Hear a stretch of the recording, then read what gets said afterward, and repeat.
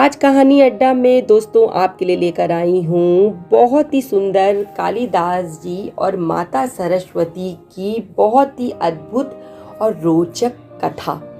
इस कथा के माध्यम से आप जानेंगे कि जब व्यक्ति के अंदर अहंकार आ जाता है तो उसे भगवान किस तरीके से दूर करते हैं। और इसी प्रकार से एक बार कालिदास जी को भी अपनी विद्वता पे बहुत घमंड हो गया था। उन्हें लगता था कि उनसे ज़्यादा बुद्धिमान इस धरती पर कोई नहीं है।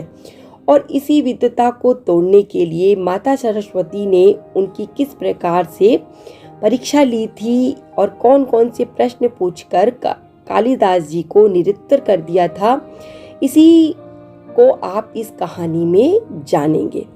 तो दोस्तों, एक बार कालिदास जी अपने मत में चूर, घमंड में चूर आ रहे थे। उन्हें रास्ते में बहुत प्यास लगी। पास में ही एक गांव दिखाई दिया और एक कुआं भी दिखाई दिया। वहां पे कुछ औरतें पानी भर रही थी। उसमें से एक बूढ़ी औरत के पास जाकर कालिदास जी बोले, माते मुझे पानी पिला दीजिए, बड़ा पुण्य होगा। स्त्री बोली, बेटा मैं तुम्हें नहीं जानती हूँ, पहले अपना परिचय दो, मैं अवश्य पानी पिला दूंगी। कालिदास ने बड़ी सहजता से कहा, मैं पथिक हूँ, कृपया पानी पिला दीजिए।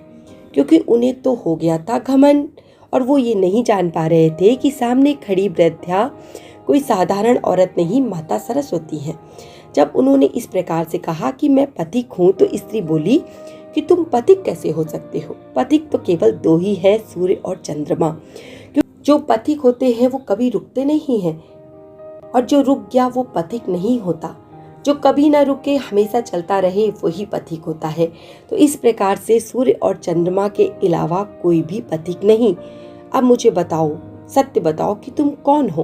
कालिदास ने फिर अपनी विद्वता का परिचय देते हुए कहा, मैं मेहमान हूँ, कृपया पानी पिला दीजिए। स्त्री बोली, तुम मेहमान कैसे हो सकते हो? संसार में तो केवल दो ही मेहमान हैं, क्योंकि दोस्तों मेहमान के आने की कोई भी तिथि ज्ञात नहीं होती, इसलिए उसे अतिथि भी कहा जाता है।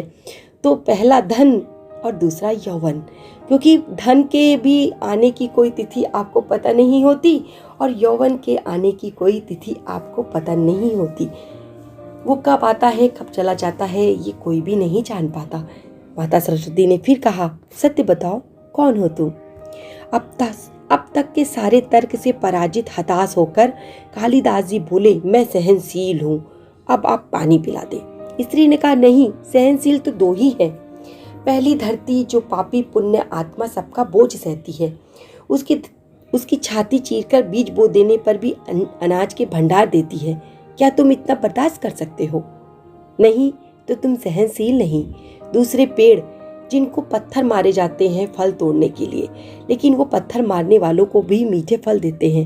क्या तुम ऐसा बर्दाश्त कर सकते हो? अगर नहीं तो तुम सहनशील नहीं। सच बताओ कि तुम कौन हो? कालिदास जी एक तो प्यास से बहुत ज्यादा परेशान थे। उन्हें एकदम मूर्छा सी आने लगी।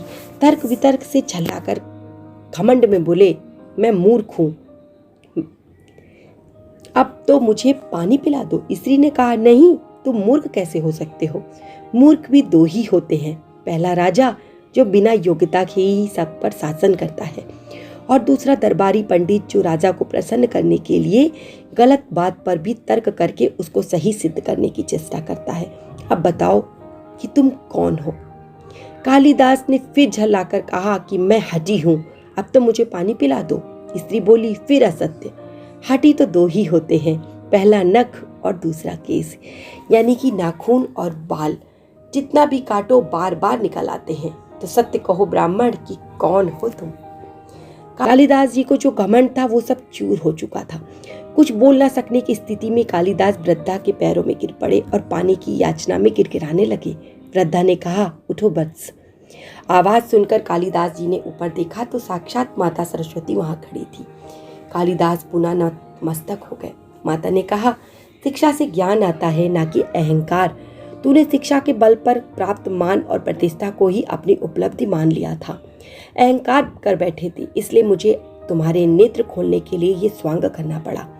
कालिदास को अपनी गलती समझ में आ गई थी दोस्तों, और उन्होंने माता सरस्वती से क्षमा मांगी और कभी भी इस प्रकार से अपनी विद्वता पर घमंड न करने का वचन दिया और पानी पीकर तृप्त होकर आगे बढ़ गए।